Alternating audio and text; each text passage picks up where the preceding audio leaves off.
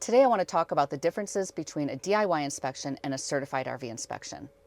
Hi, I'm Deb with Deb's RV Services and welcome to today's video. And I'm going to give you 4 different scenarios of the differences between a DIY inspection and a certified RV inspection. The first topic is all about the electrical. So if I was a DIYer and I was going through an RV that I wanted to purchase, I might look at the electrical panel box. I might look to see if there were any blown fuses or are there any breakers that have popped. Then I might go over to the batteries and I could see whether there's any corrosion. And if there was a meter, I could see how much voltage was in the battery. And then I could go inside and look and see if the lights turn on so that I know 12 volt is working. I might be able to do some of those things and maybe even a little bit more. With a certified inspection, we are doing a whole slew of other tests with specialized tools. First and foremost, we do a hot skin test.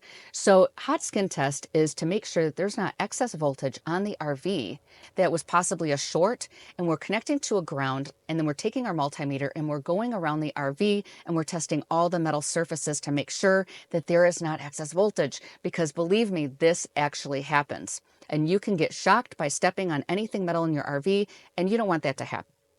The second thing that we're doing is we are checking not just the voltage on the battery level, but we're looking at the voltage with shore power, offshore power, with the generator running, with the inverter running. We want to make sure that the proper voltage and the proper hertz are happening and working correctly for each system.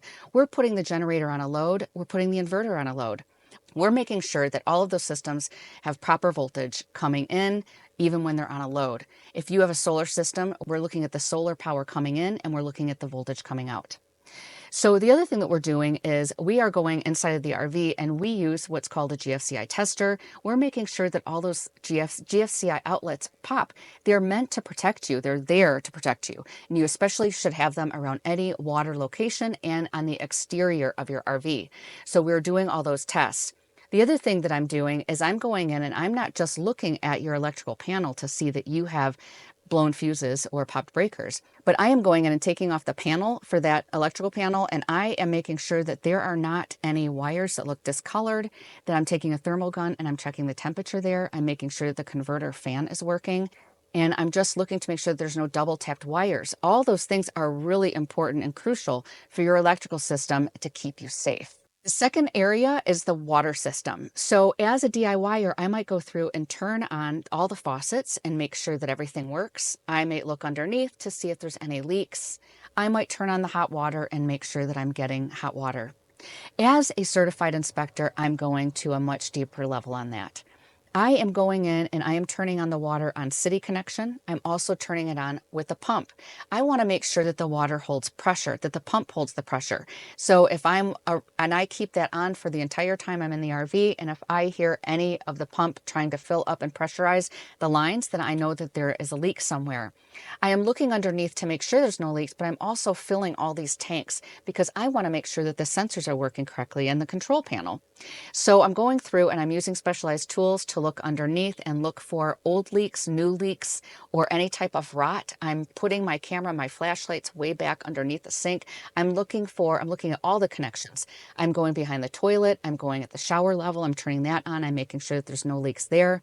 And I'm looking at the external shower area. All of the areas where there's possible water, I'm checking all that out and making sure that there's no leaks and there's no prior sign of leaks. So with the water heater, I'm also making sure that it works on both electric and gas and that the bypass is in the proper position, because believe me, I've had a lot of times where the water heater was bypassed and I had to change that because the water wasn't coming out correctly and I couldn't get hot water, and it was a whole thing. You never want to turn on your water heater if the water heater is in bypass mode. You could ruin the water heater. So it's really important that you pay attention to that and that you know how to look for the proper bypass position. Number 3, let's talk about the LP system. LP is super important and can be super dangerous. So what a DIYer might do is turn on the furnace and make sure that it works, turn on the stove and make sure that it ignites.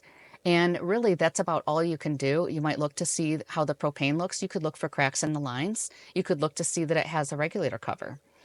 But as a certified inspector, I am doing a lot more than that.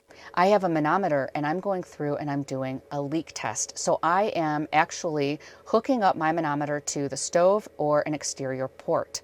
And I'm going to make sure that the gas holds 8 inches of water column for 5 minutes. That will tell me that there's no leaks in the system. I'm also looking and making sure that there's proper sealant around the water heater gas line. There should be sealant around that gas line. That's a life safety issue. I'm also looking at all the lines with the gas system, whether it's you've got DOT cylinders or you have the ASME tanks. I'm making sure that they're not out of date. I'm making sure that the lines don't have cracks in it.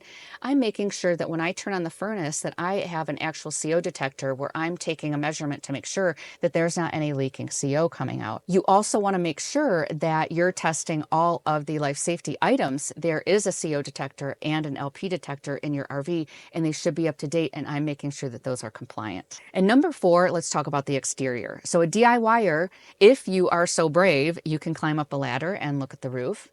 And then if you want to crawl underneath, you can look underneath at all those components. You can look at the tires and maybe tell me the DOT of them. You can look at the tread. You could see if there's any signs of cracking.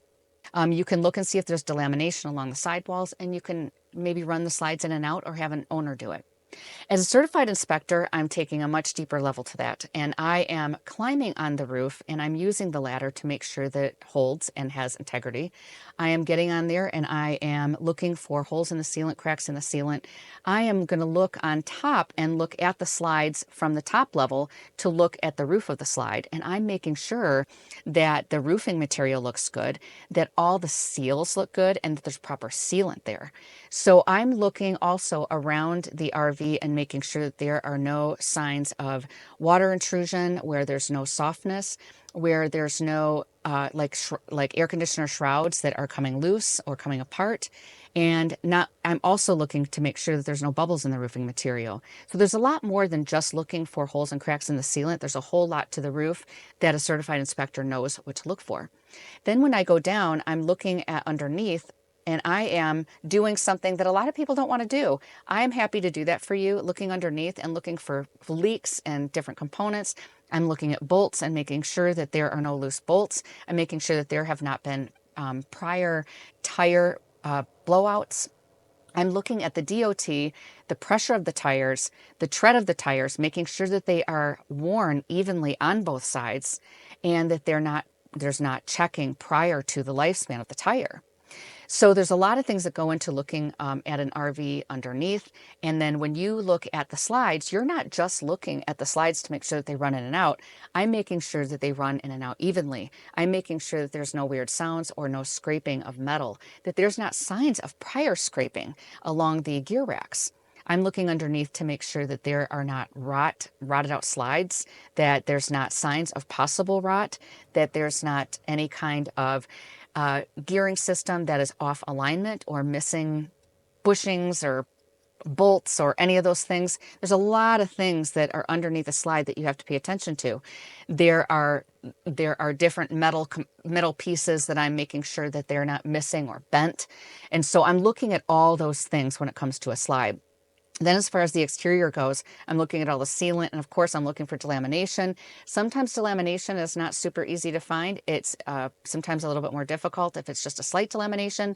So I'm really looking hard and looking for that delamination or any signs of it. So there's a lot that goes into the exterior. It's not just looking on the surface, but you're looking at a lot of other things.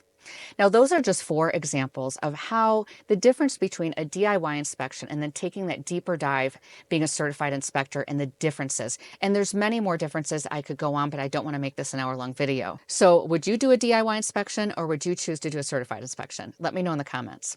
And if you're looking for a certified inspector in your area, go to rvhelp.com. And if you want to see some of the things that I find during my inspection, be sure to watch this video that they're recommending for you. And I'll see you in the next one.